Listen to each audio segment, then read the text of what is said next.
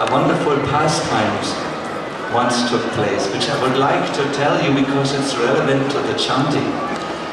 So when we stopped at this little lake, our guide told us that once here the gopis were searching for Krishna. This is how it all happened.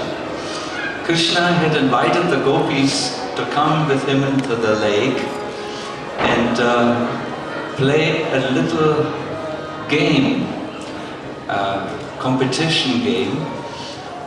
They wanted to find out who was able to stay for the maximum amount underwater. So Krishna said to the gopis, they were all in a circle and Krishna in the middle.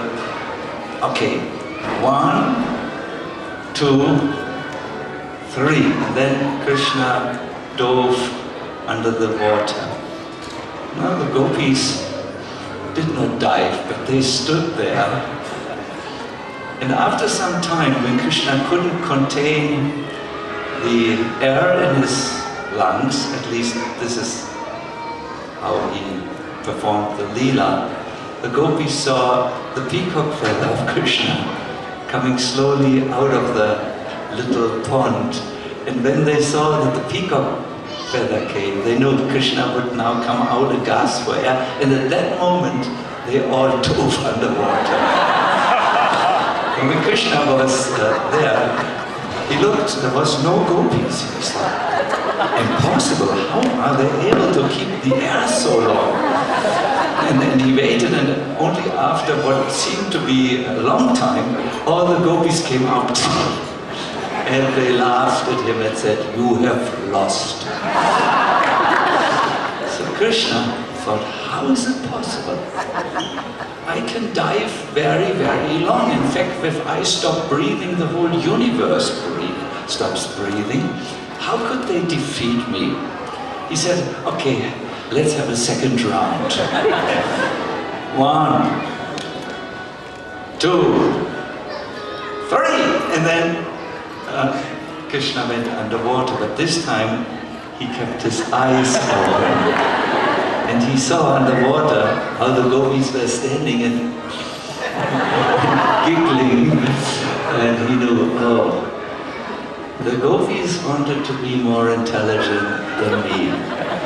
Now I will show them who is the supreme intelligence. And he disappeared using his invisible potency. He went out of the kund and stood behind one of these palm trees, watching.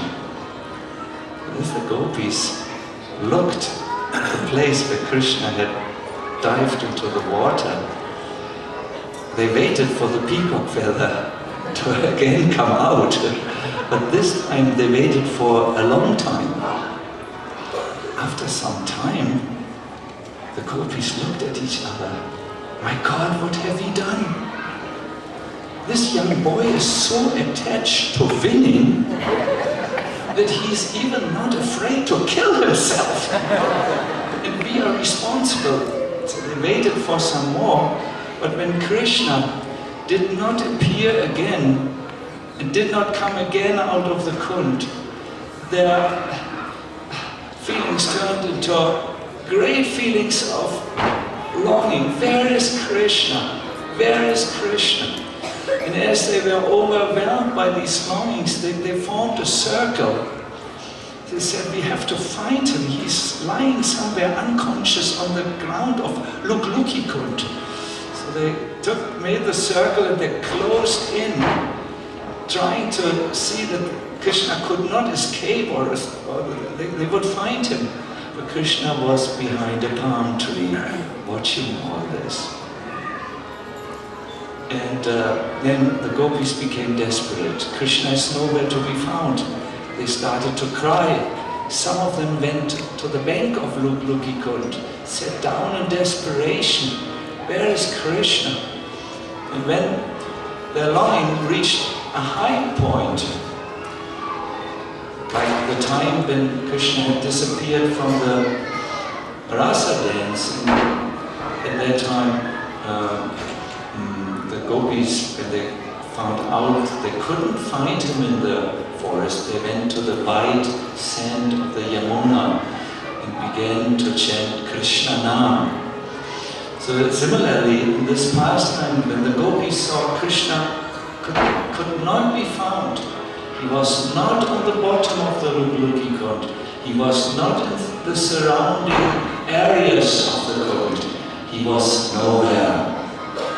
When they found out like this, they sat down and simply chanted the names of Krishna.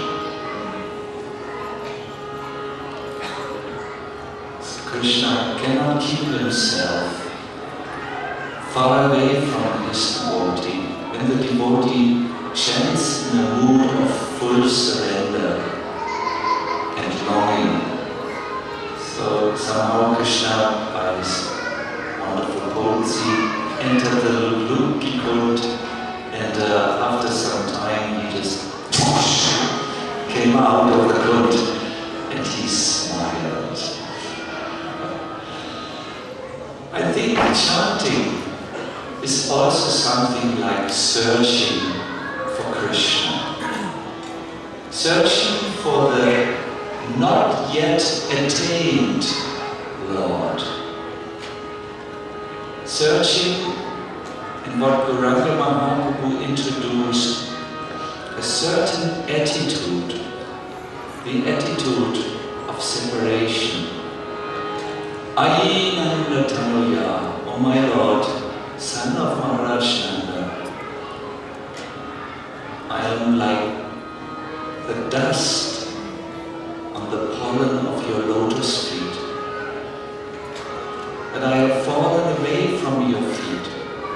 There's a natural connection between your lotus feet and me, your servant. The natural connection of the pollen to the lotus is eternally established, but I have fallen away. I have fallen into the ocean of repeated birth and death. Now kindly be causelessly merciful and lift me up and bring me again back to the cooling shade of your lotus feet. So it is something like calling for Krishna, searching for Krishna.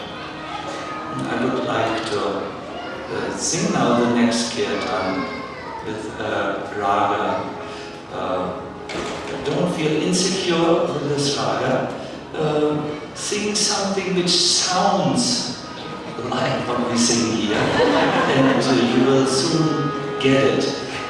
More important than the melody here is this attitude which is expressed by Lord Chaitanya in his 5th shloka, an attitude of calling out to Krishna in a mood of separation, in a visual mood to be picked up again by him.